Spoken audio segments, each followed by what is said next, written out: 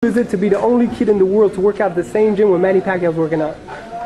It's crazy. Like 2 months ago, I wouldn't even think I'd be here training with Manny, like in the same gym as Manny Pacquiao. And now the gym's closed, and you're the only kid in the gym working out, the only one. It's cool. 지금으로부터 약 16년 전 파케오를 동경했던 한 소년이 2025년 11월 라이트 헤비급 2개기구 통합 챔피언에 등극합니다. 오늘은 최근 야드를 KO시키며 라이트 헤비급 챔피언에 등극한 데이비드 베나비데즈의 이야기를 준비했습니다. 베나비데즈는 멕시코 아버지 그리고 에콰도르 어머니 사이에서 1996년 태어납니다. 참고로 그의 형 호세 베나비데즈 또한 복서로 활동하고 있고 2025년 2월까지 활동했습니다. 베나비데즈 3, 4살 때부터 복싱 시작했다고 하는데 그는 15승 무패라는 다소 적은 아마추어 복싱 전적을 가지고 있다고 합니다. 그 이후로 그가 어릴 때 비만으로 체중이 110kg가 넘어가 항상 체중 제한에 걸려 시합을 나가지 못했다고 합니다. 하지만 그는 2년 넘게 다이어트에 집중하여 16살이란 나이로 2013년 슈퍼미드급에서 처음으로 데뷔합니다. 베나비데즈 데뷔전을 1라운드 KO로 장식합니다. 그리고 2015년 그는 8승 7KO 18살이란 나이로 롤린 윌리엄스를 KO시키며 NABF 주니어 라이트 헤비급 챔피언에 등극합니다. 그 이후에도 베나비데즈 무려 9연속 KO승을 이어갑니다. 그리고 그는 2017년 9월 로날도 가브리엘을 상대로 WBC 슈퍼미드급 챔피언에 도전합니다. 빨간색 트렁크와 베나비데즈 검은색이 가브리엘입니다.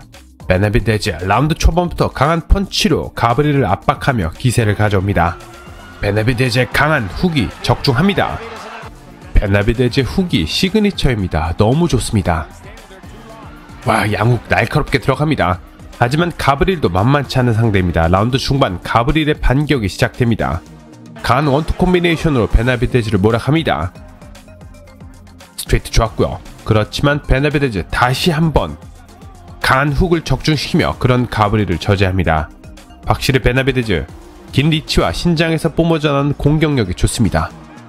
훅이 날카롭게 적중합니다. 하지만 12라운드 베나비데즈 들어가다가 가브리엘의 카운터 훅을 맞고 다운당합니다.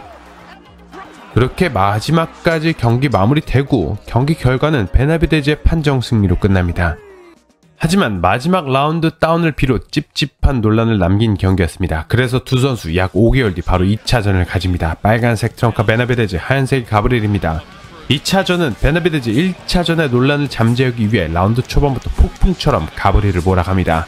사방에서 뿜어져 나오는 베나비데즈의 공격에 가브리엘이 좀처럼 기회를 잡지 못하고 끌려다닙니다. 라이트 좋았고요. 어퍼컷, 잽까지 들어갑니다. 와, 기관총 같은 베나비데즈의 훅연타입니다. 그렇게 12라운드까지 경기 마무리됐고요. 2차전은 논란 없이 베나비데즈의 만장일치 판정으로 승리합니다. 하지만 2018년 9월 그는 약물 검사에서 코카인 양성 반응이 나와 그의 타이틀이 박탈됩니다. 그리고 약 1년간의 선수 정지 명령을 받기도 하죠. 하지만 2019년 3월 그는 미국인 복서 제이 레논을 상대로 2라운드 KO 승리하며 복귀에 성공합니다. 그리고 바로 6개월 뒤 그는 약물 사건 이후 첫 타이틀 도전을 현 슈퍼미드급 챔피언 앤소니 디렐을 상대로 하게 됩니다. 당시 디렐은 약 6개월 전 아브니 일드림을 상대로 판정 승리하며 이제 막 슈퍼미드급 챔피언에 등극한 떠오르는 실력자였습니다. 하지만 본 경기에 들어가니 두 선수의 실력차는 눈에 띄게 차이가 납니다. 베나비데즈 작정하고 몰아치기 시작하니 디렐 방어하기 급급합니다. 베나비데즈의 훅과 어퍼컷 콤비네이션이 적중합니다. 7라운드 닥터 체크 한번 들어가고요. 그리고 나머지 라운드 베나비데즈 디렐을 변함없이 일방적으로 몰아가며 베나비데즈 9라운드 TKO 승리하며 슈퍼미드급 타이틀을 획득합니다. 하지만 그는 바로 이어진 알렉시스 앙굴로와의 첫 방어전에서 개체량을 통과하지 못합니다. 그렇지만 그는 경기에서는 앙굴로를 완전히 압도하는 일방적인 모습을 보여줍니다.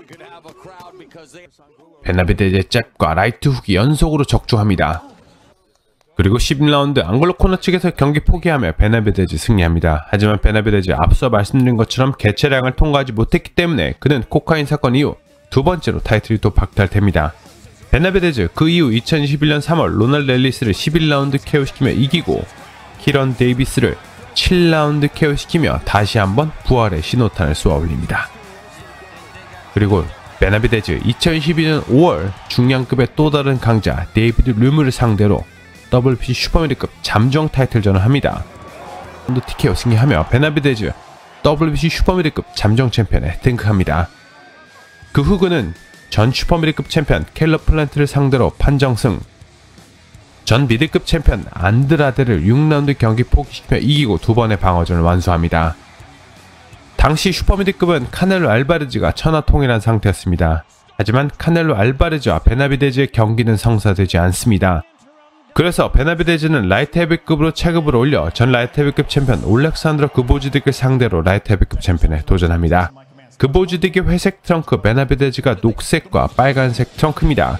라운드 초반부터 베나비데즈 그보즈딕을 상대로 거침없이 펀치를 적중시키며 경기 기세를 이끌어갑니다. 라이트 헤비급으로 월장해도 전혀 밀리는 기색 없이 상대를 몰아칩니다. 바디샷, 그보즈딕 잽으로 저지해보지만 무리입니다. 베나비데즈 어퍼컷 라이트 좋았고요. 와, 어퍼라이트 코미네이션 좋았습니다. 라운드 후반 그보즈딕의 반격이 시작됩니다. 하지만 베나비데즈 용납하지 않습니다. 다시 한번 강하게 몰아칩니다. 스트레이트, 레프트, 다시 레프트까지. 아, 바디샷 좋습니다. 라이트까지, 레프트 이어집니다. 잽 좋았습니다.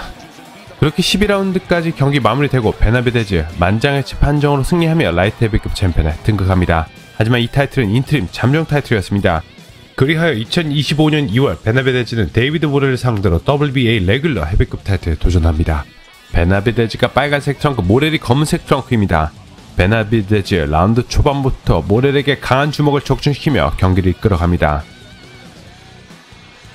그리고 후반까지도 모렐을 상대로 압도하는 모습을 보여주며 12라운드까지 마무리합니다. 베나비데즈 만장일치 판정으로 승리합니다. 그리고 그는 2025년 11월 전 라이트 헤비급 챔피언이었던 앤서니 야드를 7라운드 KO시키며 라이트 헤비급 2개기구 통합 챔피언에 등극합니다. 그 후 베나비데즈 크루저급으로 월장해 라미레즈에게 도전하겠다는 계획을 밝혔습니다. 하지만 현재 라이트 헤비급 3개기구 타이틀은 모두 비볼이 가지고 있습니다. 그리고 그 밑엔 베테르비에프가 있고요. 베나비데즈, 비볼과 베테르비에프의 경기는 힘들어 보이나요? 저는 이 경기가 훨씬 더 기대가 됩니다. 하지만 베나비데즈가 과연 비볼과 베테르비에프를 선택할지 의문입니다. 오늘도 끝까지 봐주셔서 정말 감사합니다. 좋아요, 구독은 더욱 감사합니다.